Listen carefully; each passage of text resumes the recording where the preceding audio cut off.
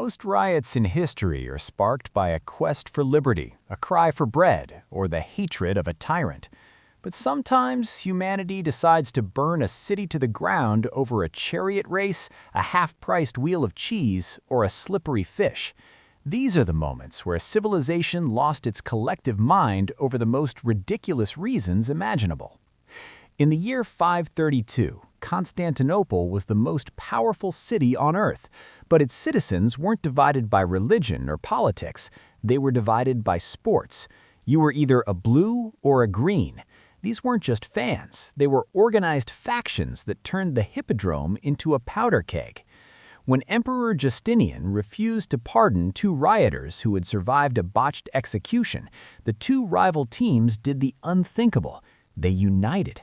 For 5 days, the Nika Riots turned the capital of the Roman Empire into a furnace. Half the city was reduced to ash. Justinian was prepared to flee in cowardice until his wife, Empress Theodora, shamed him into staying. Her solution was Ruthless.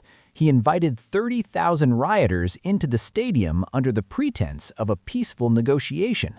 Once they were inside, he locked the gates and sent in the army. By sunset, 30,000 citizens were dead. The riots ended not with a treaty, but with a massacre in the bleachers. 1,400 years later, the spirit of the hippodrome found a new home in Cleveland, Ohio. It was June 4, 1974, and the Cleveland Indians were desperate for fans. They announced a 10-cent beer night. There was a limit of 6 cups per purchase, but there was no limit on the number of trips to the counter. For just $2, a fan could become dangerously intoxicated. By the 9th inning, 25,000 people had transformed into a drunken militia. When a 19-year-old fan sprinted onto the field to steal a player's hat, the stadium exploded. Players from both teams were forced to stand side by side, swinging bats to defend themselves against a crowd wielding knives, chains, and pieces of stadium seats. The game was forfeited, the stadium was trashed, and the dream of 10-cent beer died in a hail of empty cups.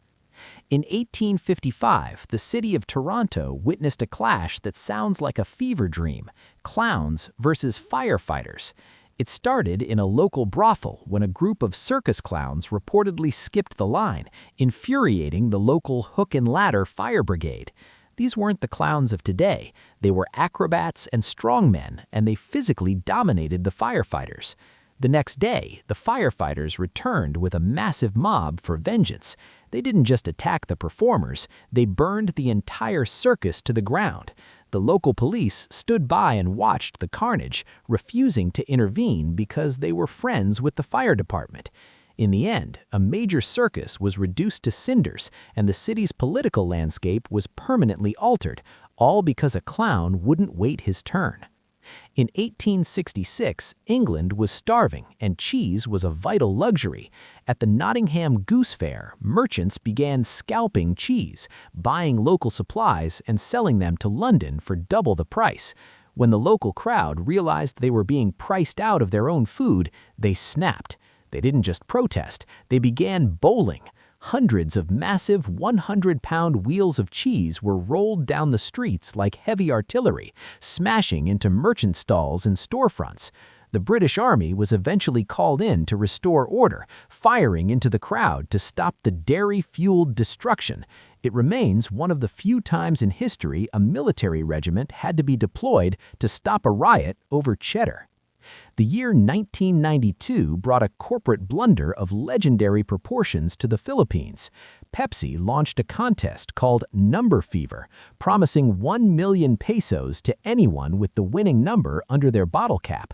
The winning number was announced as 349. Unfortunately, a computer glitch had printed that exact number on 800,000 caps. Pepsi suddenly owed $32 billion, triple what the entire company was worth. When they refused to pay, the country erupted.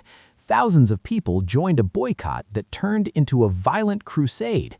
30 Pepsi delivery trucks were blown up with Molotov cocktails. Grenades were thrown into bottling plants, resulting in actual fatalities.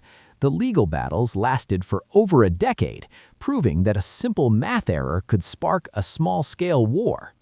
Finally, we look to Amsterdam in 1886 for the Eel Riot. The upper class had a favorite pastime called eel pulling. It involved a live, soapy eel tied to a rope over a canal. Contestants in boats would try to grab the slippery fish as they rowed past.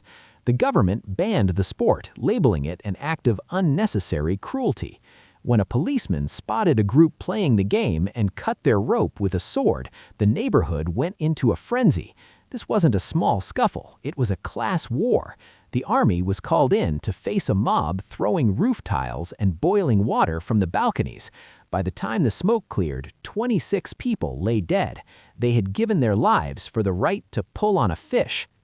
History proves that while humans will tolerate tyranny and war, they will not tolerate a threat to their sports, their beer, or their cheese.